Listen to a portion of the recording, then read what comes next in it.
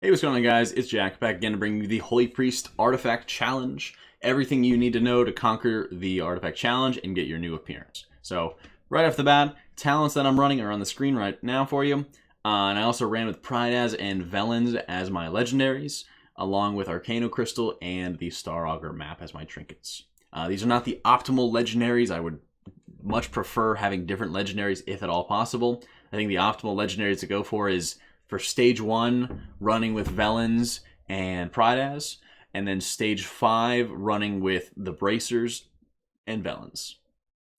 With stage 6, if you're able to switch pretty quickly, you should be able to run with Prydaz and maybe the Legendary Cloak at that point, and that should be pretty solid, although the Bracers just in general are very good for this. So, right off the bat, the big hard phases are stage 1 and stage 5. There are 7 in total.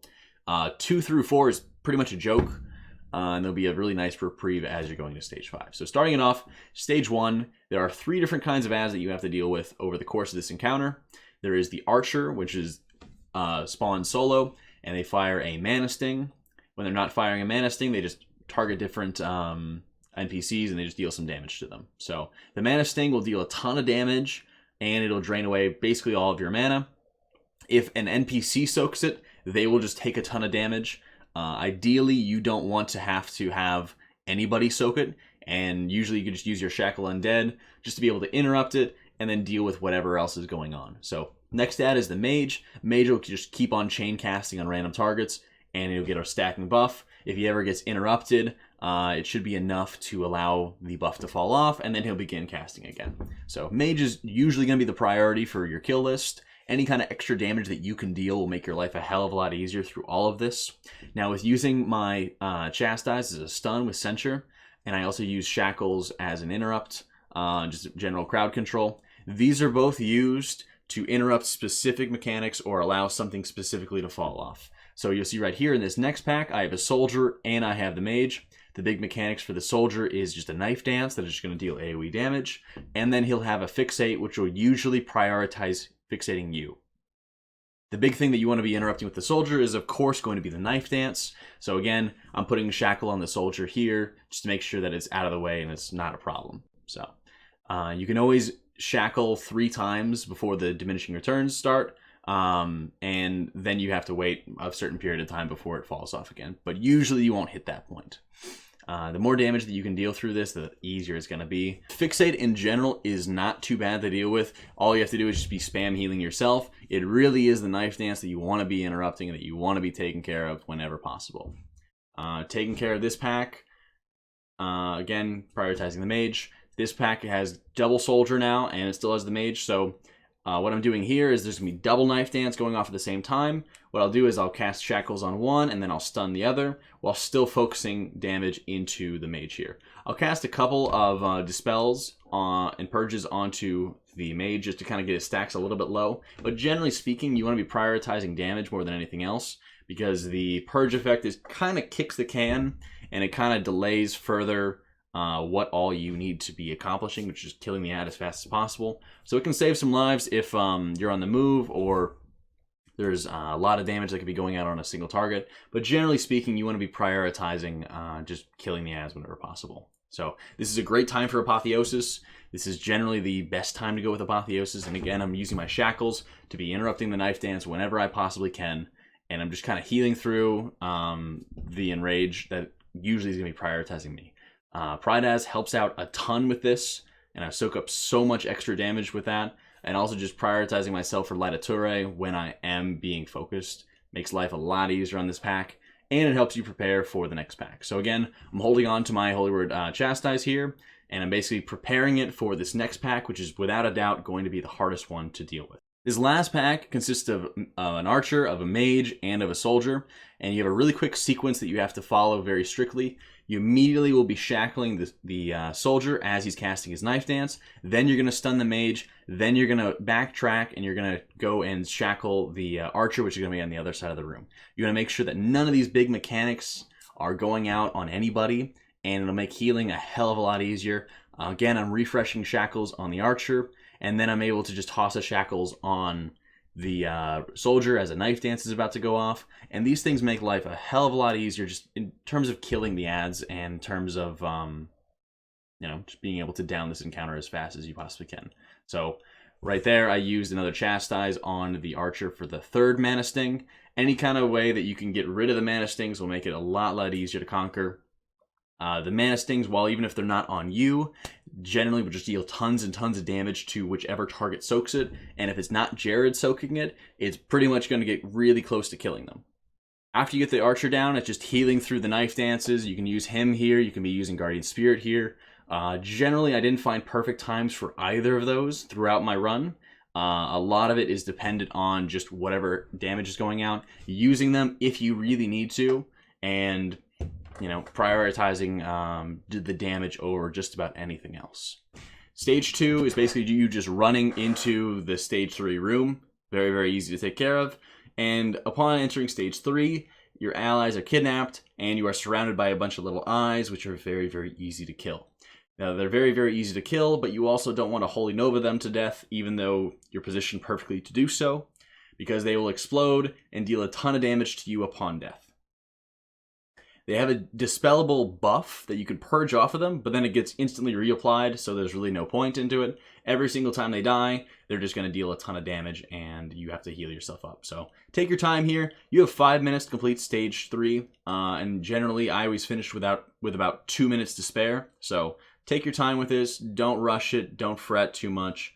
Make sure you get yourself topped off every single time. And again, in the top right, you'll be able to see my timer and see as I'm progressing through this. So it's not too bad, Just keep the timer in mind, should be just fine. Up here, you'll have a bunch of little green fell balls that will regularly respawn. And if you are stepping over them, they can just lock you out of holy spells. So just keep an eye on them. Keep on Holy Nova-ing them down. And then, of course, you'll have these bats that you want to deal with as rapidly as possible. The bats would generally not be too much of an issue as long as you kill them quickly, because they will frenzy later on. So just Holy Nova off the bat, kill them quick. The soldier here doesn't really deal too much damage or anything like that. Prepare yourself as you're going and opening this gate. Immediately target the ad that is in fear and running around. If it touches you, it's instantly going to fear you as well. After that, I pop Apotheosis, and you need to be able to heal 3 ads very rapidly. If they die, they will then become enemy NPCs, and they have like 15-20 million health each or something like that. So it makes life a lot harder, and it almost is impossible to actually have to kill those guys and then have time to complete your mission. So use Apotheosis here. It's a very safe way of doing it. You'll be able to top off the 3 ads in no time. Using mouse over macros, if you use click cast like me, made life a hell of a lot easier because I didn't have those guys on my raid frames to actually be able to click off of. So, establishing mouse over macros was a necessity for me through this. Right here, going through the next gate is the easiest time for a Holy Priest. Again, Holy Nova saves. All you have to do is spam Holy Nova as you walk up the stairs. You don't have to deal with any of the ads, and it's just fine. As you're getting to the interrogator room, you'll see again that he's surrounded by a bunch of little ads that like to explode. Just deal with the Inquisitor one at a time. Don't deal with any of the ads until you've already killed the Inquisitor. Get the Inquisitor down, and then you can start worrying about the ads that are surrounding him. Again, watch out for the green balls because they will lock you out of Holy Spec. And then be very careful with your HP. I almost killed myself here because there was still lingering damage from the Inquisitor, and it almost brought me down super low. But again, I have 2 minutes left on the clock. Don't rush it if you don't have to. Be very careful and mindful of your time. Once you hit stage 4, you're able to take a break before you open the gate. Opening the gate is going to basically start about a 30-second RP, where they just kind of explain everything that's going on. And this period right here allows you to just switch around your talents, which I never did, and any legendaries that you might have. So I would definitely switch Pride as if I had the option to, for Bracers or for Felons. Those are immensely valuable for the phases ahead. If you don't have them at your disposal, don't worry.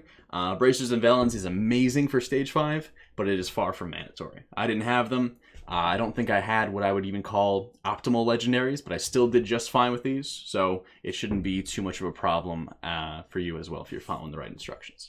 Getting into stage 5, stage 5's performance, your performance in stage 5 will make it a lot easier or a lot harder to conquer stage 6. So stage 5 here, your allies are turned against each other, and they will continually just bash each other in the face, while you also have to be healing 3 ads that are moving into the boss, into the center of the room, that you need to top off. If you do not heal those ads, they will respawn basically as the same ads that you had to kill in stage 1.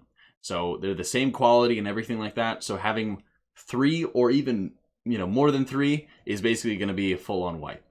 So right off the pull, I'm using my Bloodlust, I'm using my Potion of Prolonged Power, and then I'm using Apotheosis. I'm instantly making use out of my tier 19 4-piece, so I'm instantly getting Echo on each target, and then I'm using Serenity, and then I'm going into my last target here, and I'm trying to get my Serenity off as rapidly as I can, and then I'm switching targets back to my allies, my NPCs.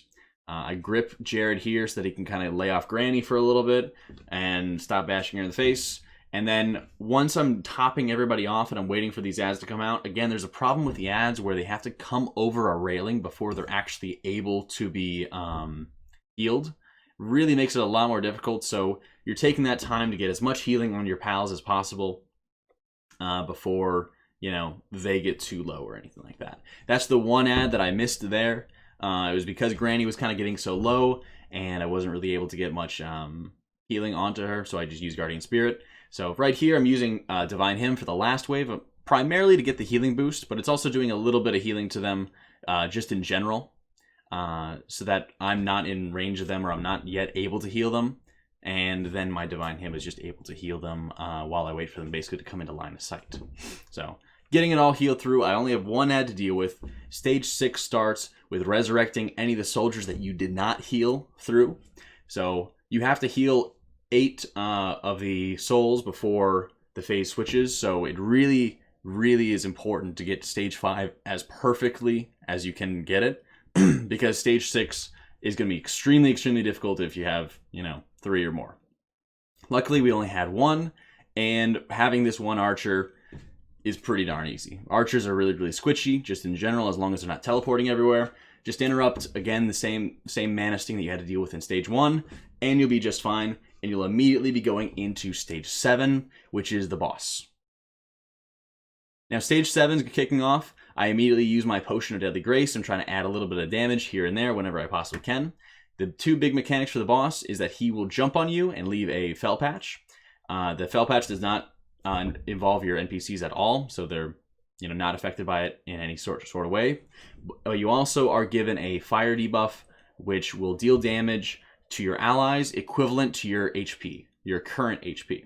So ideally, you want to be around 40-50%. 50% is basically the safest point to be at, and you also want to be hugging the room, the edges of the room as best as you possibly can. I don't think I did a very good job here hugging the edges of the room like I should have been. So that's always something to kind of keep in mind, where you're kind of restricting your space. And here I'm kind of more realizing it and seeing how little space is actually available to me. So hugging the sides of the room, maximizing your space here. The room will fill up extremely, extremely quickly, and you have to be very, very mindful of that. It's very, very easy for you to die in the patches of fire here. So you will definitely have to maximize your space, add any kind of damage that you can. Censure will stun this guy, so you will be able to make good use out of that. And from there, you just need to be able to keep yourself up at 50% every single time. And I actually don't use Serenity on myself here, which is a bit of a mistake, because from here, he jumps on me, and then I die. Luckily for me, though, I have the Legendary Cloak, so I am able to res from this. So my priority here is just spamming as much as I can on Jared, keeping my Serenity at the ready so that the second I res, I'm able to identify a corner where there's no fire, immediately run over to it, deal any kind of extra damage I can, and get this guy down. This fight will get very, very, very difficult at the very end, so finding any kind of little corner that you can sneak into, and even still, the last 15% is not that hard, just because there's not going to be that much damage. It's only going to be damage on Jared. Getting it down, it feels amazing, and you're getting your artifact appearance. Upon completion, you'll just get a little portal that'll take you back to Dalaran. You talk to the Council of 6, and you get your artifact appearance, and it looks fantastic. So this was definitely probably one of the most tilting things in WoW that I've had to do next to Mythic Rating. And I enjoyed and I hated every minute of it, I will say that. I am a little bit disappointed that Blizzard did not decide to give us at least some class aesthetics with this, or some semi-unique challenges, because in many ways it seems like some healers had a very, very easy time. Some healer specs had a horrible time with this. And I think we're seeing that more with other artifact challenges where, you know, some specs do very well, some specs really struggle. And to me, that doesn't seem like it's a class challenge that's giving us a class appearance. It seems like it's more of just a general challenge for everybody. So it kind of is lacking in aesthetics and, you know, more of a personalized feel towards it. You know, there's not even any kind of mention of us being a priest or being impactful as a priest there. So that's my complaint with it. Otherwise, I'm so glad that there was a very, very challenging dungeon that is given to us, or a scenario that is given to us. Although I will say that it really challenges you in different areas that is not common in player versus environment stuff. So there's a lot more crowd control, a lot more damage required to do it that you really don't see a lot in Mythic Raiding. So for me personally, that caused me to kind of train myself towards a different level of healing and a different level of just maximizing my damage as a healer, which maybe could be very well the point of it. So hope you all found this guide interesting. Hopefully it helped you out and stuff like that. If you have any other kind of questions, I'll be happy to answer them. Be sure to leave them in the comments below. For now, I'll be working on the Disc Priest one pretty soon, and I'll be posting a guide for that as well. Until then, be sure to like, sub, share, join us on Discord, linked below, and I'll catch you all in the live stream.